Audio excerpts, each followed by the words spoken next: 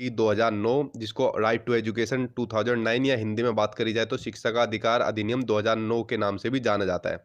देखिए इतना महत्वपूर्ण चैप्टर है आपका कि कोई भी आपका टीचिंग का एग्जाम हो, चाहे आपका सी टेट हो, यूपी टेट हो या अदर किसी भी स्टेट का टेट हो या आपका डी ट्रिपल एस भी हो या कोई भी गवर्नमेंट वैकेंसी का एग्जाम हो, लाइक केवीएस हो, आपका सुपर टेट हुआ, इसमें से आपका ज़रूर 1 नंबर का या 2 नंबर का एग्ज़ाम के अंदर ज़रूर आता है। तो इसलिए बहुत ही महत्वपूर्ण चैप्टर है, ना सिर्फ़ अभी के लिए या इसके बाद जो गवर्नमेंट जॉब निकले भी उसमें भी ये आपके लिए फ़ायदा देगा। तो आज की वीडियो में मैंने कोई चीज़ छोड़ी नहीं है जो इस चैप्टर से रिलेटेड ना हो। तो आज की वीडियो में आपका ये सारा का सारा कंप्लीट करा दिया जाएगा और साथ ही साथ चैनल को सब्सक्राइब कर लेना ताकि ऐसे जितने भी महत्वपूर्ण टॉपिक है वो आपको चैनल के थ्रू प्रोवाइड किया जा सके, इसलिए चैनल को सब्सक्राइब कर लेना। चलिए बात कर लेते हैं आरटी 2009 के बारे में, थोड़ा-सा इसके बारे में जान लेते हैं, देन उसके बाद उन पॉइंट के ऊपर चर्चा करेंगे जो एग्ज़ाम के अंदर पूछे जाते हैं। देखिए बात करते हैं शिक्षा का अधिकार अधिनियम राइट टू एजुकेशन एक्ट 2009 राज्य, परिवार और समुदाय की सहायता से 6 से 14 वर्ष तक के सभी बच्चों के लिए मुफ्त और अनिवार्य गुणवत्तापूर्ण प्राथमिक शिक्षा सुनिश्चित करता है। पहला क्वेश्चन आपका यही सा आता है कि राइट टू एजुकेशन एक्ट कितने साल से कितने साल तक के बच्चों के लिए फ्री शिक्षा प्रोवाइड कराता है, ठीक है? तो कराता है 6 से लेके 14 साल तक के बच्चों के लिए। बहुत ही महत्वपूर्ण है, इसको याद कर लेना। क्या कराता है? फ्री एंड कंपल्सरी एजुकेशन तो फ्री का मतलब होता है कि इसमें बच्चे से किसी भी तरीके का कोई चार्ज नहीं लिया जाएगा, ठीक है? कोई पैसे नहीं लिए जाएँगे, बिल्कुल बच्चों को फ्री में आपको क्या करनी है? एजुकेशन प्रोवाइड करानी है। साथ ही अनिवार्य यानी कंपल्सरी है ये बच्चों को शिक्षा देनी। अगर बच्चे के माँ-बाप भी रोकेंगे ना बच्चों को स्कूल जाने से, वैसे तो रोकते नहीं है। अगर बच्चे के माँ-बाप भी स्कूल जाने से बच्चों को रोकते हैं तो उनके खिलाफ भी कार्रवाई की जा सकती है। इसलिए बच्चों को फ्री, मुफ्त और अनिवार्य शिक्षा देना ये सरकार का नहीं, माता-पिता का भी साथ के साथ इसमें आपका कर्तव्य है। तो 6 से 14 वर्ष तक के बच्चों के लिए ये प्रावधान दिया गया है मुफ्त से अनिवार्य शिक्षा के लिए, जो आपका पहला क्वेश्चन बनता है इसके अंदर से। दूसरा पॉइंट देखते हैं इसके अंदर, यह अधिनियम वर्ष ये जो एक्ट है, ये वर्ष 2005 के शिक्षा के अधिकार विधेयक का संशोधित रूप है, ठीक है? इसका ये मॉडिफाई रूप था। अब आगे देखते हैं जो आपका महत्वपूर्ण पॉइंट है कि वर्ष 2002 में संविधान के 86वें संशोधन यानी जो 86 अमेंडमेंट हुआ था संविधान का, उसमें ये बात के उसके द्वारा अनुच्छेद 21 ए आर्टिकल 21 ए, ये तो मेरे एक बार एग्जाम में भी पूछा गया था कि किस अनुच्छेद के द्वारा ये बात कही गई है इसके अंदर। तो होता आपका आर्टिकल 21 ए के भाग 3 के माध्यम से 6 से 14 वर्ष तक के सभी बच्चों को मुफ्त और अनिवार्य शिक्षा देना उपलब्ध कराने का प्रावधान किया गया था इसके अंदर, ठीक है? तो इसके अंदर आपने देख लिया संविधान में कौन सा संशोधन हुआ था, 86वां संशोधन 86 अमेंडमेंट हुआ था, जिसके अंदर आर्टिकल 21 ए के भाग 3 के माध्यम से 6 से 14 वर्ष तक के बच्चों को मुफ्त और अनिवार्य शिक्षा का प्रावधान किया गया था, ठीक है? ये दूसरा आपका महत्वपूर्ण पॉइंट हुआ। चलिए नेक्स्ट बात करते हैं। नेक्स्ट आपका इसको प्रभावी बनाने के लिए 4 अगस्त 2009 को लोकसभा में यह अधिनियम पारित किया गया था, ठीक है? जो 1 अप्रैल 2010 से पूरे देश में लागू हो गया। ये आपका केवीएस में भी पूछा गया था और आपका ये एक डी ट्रिपल एस में भी पूछा गया था कि देखो ये लोकसभा में कब पारित किया गया था? 2009 में। तो डेट में थोड़ा कंफ्यूज मत होना, 2009 में लोकसभा में पारित किया था, लेकिन पूरे देश में जो इसको लागू किया गया था वो क्या गया था? 1 अप्रैल 2010 को पूरे देश में इसको लागू किया गया था, ठीक है? तो इनमें थोड़ा-सा इसमें आपको डिफरेंस समझना है, तो ताकि आप कन्फ्यूज ना हो जाए। चलिए नेक्स्ट देखते हैं। नेक्स्ट आपका कि आरटीई का आधिकारिक नाम या ऑफिशियल नेम क्या है? तो इसका जो ऑफिशियल नेम है वो है आपका the right of children to free and compulsory education act 2009। Hindi में बात करी जाए तो निःशुल्क और अनिवार्य बाल शिक्षा का अधिकार अधिनियम 2009। एग्जाम के अंदर ये भी पूछा गया है कई बार कि इसके ऑफिशियल नेम या इसकी फुल फॉर्म निम्नलिखित में से क्या है? तो आपको ये भी ध्यान रखनी है। चलिए नेक्स्ट पॉइंट देखते हैं।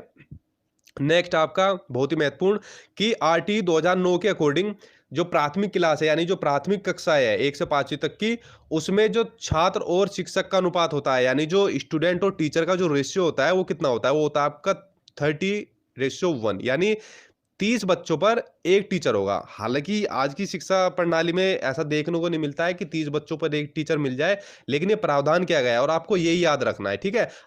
बच्चे चाहे कितने भी हो स्कूल के अंदर, चाहे 100 बच्चे हो उन पर एक टीचर भी हो, वो एक मजबूरी है। वो शिक्षकों की कहीं ना कहीं एक वैकेंसियां भर्तियां इतनी खाली रहती है, स्कूल में भी इतनी जगह खाली रहती है जो कि फुलफिल नहीं हो पाती, तो वो एक अलग कमी है। लेकिन जो ऑफिशियल चीज है उसके अकॉर्डिंग 30 बच्चों पर एक टीचर का होना अनिवार्य है, ठीक है? और अगर बात करें उच्च प्राथमिक स्तर पर, ठीक है, अपर प्राइमरी लेवल पर, तो उस पर होगा ये रेशियो छात्र स्टूडेंट का छात्र और टीचर का 35:1। तो प्राइमरी पर होगा 30:1 और अपर प्राइमरी पर होगा ये 35:1 का। ये इसको अच्छी तरीके से ध्यान कर लेना, बहुत ही महत्वपूर्ण है आपके लिए। चलिए नेक्स्ट पॉइंट देखते हैं। नेक्स्ट बहुत ही महत्वपूर्ण है, ये सीटेट के अंदर कई बार पूछा गया है ये वाला क्वेश्चन, सीटेट और यूपीटेट के अंदर भी, कि जो राइट टू एजुकेशन एक्ट है 2009, इसके अकॉर्डिंग शिक्षक के लिए एक सप्ताह में न्यूनतम कितने घंटे कार्य होते हैं? तो होते हैं आपके 45 घंटे। इसके ऊपर वेरी वेरी इंपॉर्टेंट लगा लेना, सभी महत्वपूर्ण है वैसे, जितने भी पॉइंट है मैंने कोई छोड़े नहीं है आज की वीडियो में। आज की वीडियो में सारे आपके कंप्लीट करा दिए जाएंगे, ठीक है। तो होते हैं आपके 45 घंटे एक सप्ताह में, न्यूनतम घंटे जो एक टीचर के लिए होते हैं, ठीक है। नेक्स्ट पॉइंट देखते हैं। आरटीई 2009 के अकॉर्डिंग प्राथमिक स्तर पर न्यूनतम शैक्षणिक घंटे व कार्य दिवस होते हैं, वो होते हैं आपके 800 घंटे और 200 दिन।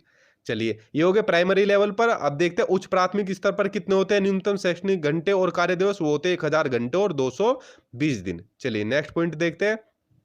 नेक्स्ट आपका कि आरटी 2009 के अकॉर्डिंग प्राइवेट स्कूलों में कितने प्रतिशत सीटें गरीब विद्यार्थियों के लिए आरक्षित होगी?